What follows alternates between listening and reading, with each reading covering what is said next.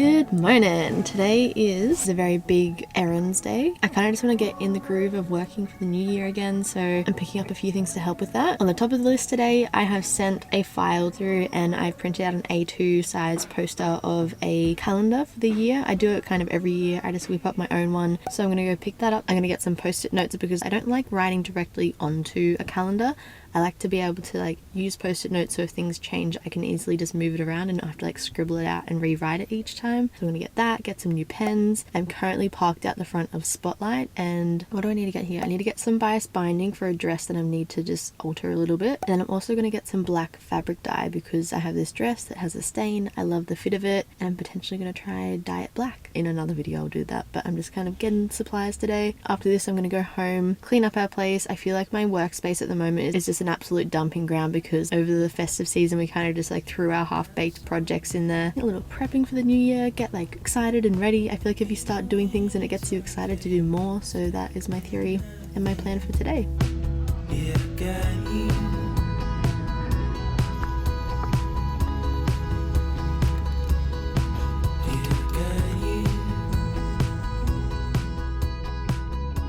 I got my brown bias binding for one of my dresses. I was very confused about the whole fabric dyeing situation because the dress that I'm dyeing I think is a blend of natural and synthetic fibers. I got a natural and a synthetic fiber dyer and I'm just going to mix it together. I don't know if I'm allowed to do that, but surely that gives me the best possible outcome because it will help dye both of the fibers. Who knows? And then when I was standing in the aisle, someone was standing where I needed to get the dye, and you just awkwardly walk around and do other things. I procrastinated and found some eyelets, which I thought would be cool to have in my sewing kit because I do want to experiment with adding eyelets onto pieces. I have a corset I want to make, so this could be a cute back finish. Plus it's just good to have the tool in the kit ready. Another procrastination buy. Seeming as we're doing a bit of a little office redo today, I don't get too much light up on this shelf, so everything I put up there it dies. So I found this really good looking fake fabric that I could have hanging off the shelf. Did I say fabric? Fake plant. Normally I don't really like fake plants, but this one looks real. Now we gotta go to Officeworks and get my yearly planner ready to put on the wall. So I got my planner, I got some pens, I got post-it notes. There's so many different types in there and I don't know why they just don't create nice, minimal, aesthetically pleasing colors. Some of them are so less than ideal for what I want to have in my office, but this one was the closest that I liked the color tones for. And also I only need small ones, so I'll end up maybe cutting these into thirds again. Also, if for some reason you need a poster size planner for your space, I will upload the PDF printable file on my website, so I'll put a link for that below. It will just be the digital file, so you'll need to go find a source to print it like I did.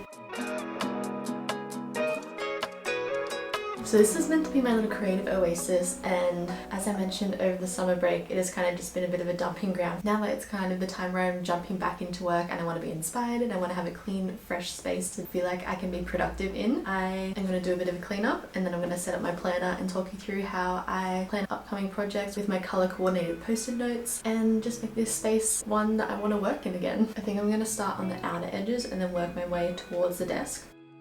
So lately a heap of friends and family have been doing their New Year closet or home clean outs, and I love that I've become their go-to for asking if I want anything for upcycling or sewing projects before they potentially throw it out. So I ended up saying yes to a heap of these fabric scraps or even pre-loved pieces over the summer because I could genuinely see potential in them, which explains the growing piles that were laying around and causing a mess. I folded these up and categorized them before putting them away, and thankfully the donations to my overflowing pile have slowed down so I can get back to one of my main goals for this year, which is actually prioritizing using the fabrics from my existing collection before I buy anything new. And that's kind of exciting because I have so many fabrics which I can't wait to transform over this coming year.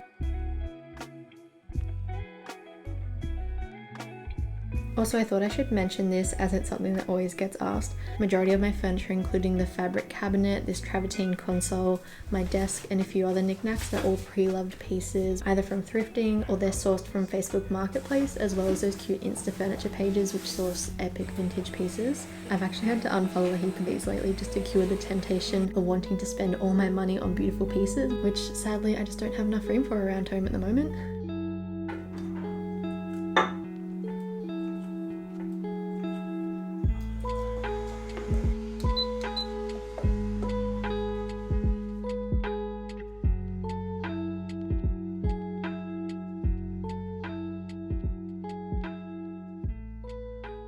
feel like I can breathe again. Next we need to tackle this area. You know how like everyone has that chair where they just like bump their clothes before it gets into the closet? I need to get rid of this pile on the back of the chair, put that all away, find homes for all of this, do a bit of zhuzhing up, then it's planner time.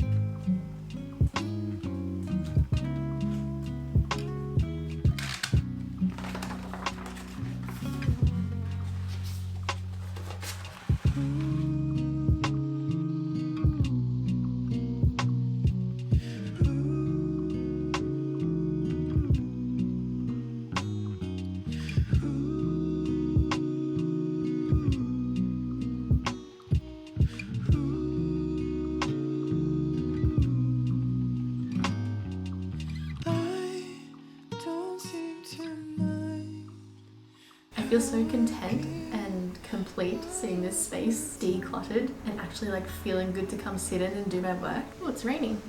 So with the planner, I ended up cutting up the post-it notes in 2 sizes that fit within the grid sections. As I mentioned earlier, I feel like that just makes it easier because, you know, things don't go to plan. That saves me then having to like scribble it out or rub it out each time and then move it to a new day. All I have to do is just unpost it and post it on another day. I ended up doing pink as the things that I need to film, purple for the things that I need to edit, yellow for like personal projects within the Essentials Club. So if I've got like products or ebooks or I don't know, things like that in the works, they're yellow. And then sponsored content for social media. Visually that just helps me see what I have coming up. Also I think I'm going to put the first half of my week hopefully dedicated to filming, and then the second half of the week editing. Again, that's my intentions, but things don't always go to plan. Like sometimes I might want to film something and then it's gross weather like today where it's raining and the audio is not very good or the lighting and whatnot. Yeah, I'm very aware of having to be adaptable, but that is my plans going ahead. In the bottom left hand corner of the planner I have the like mantra or word for the year, and when I was sitting down at the beginning of the year doing some little journaling and figuring out how I wanted my year to feel,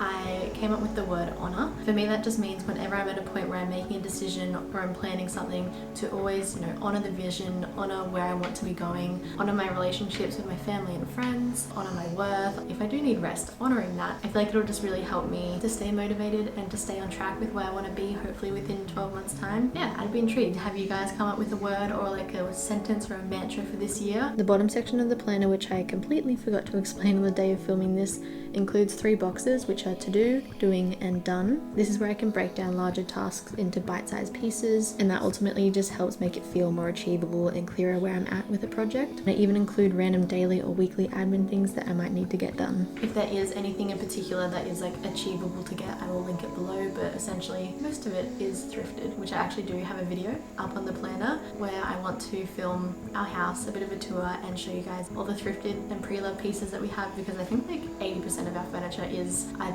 upcycled or just originally pre-loved, and just share some little tips around all that as well. Anyway, I hope you enjoyed this video. I hope it gave you a bit of dose of inspiration to maybe spruce up a corner of your place and get it more inspiring to live or work in. I'll see you guys in upcoming videos.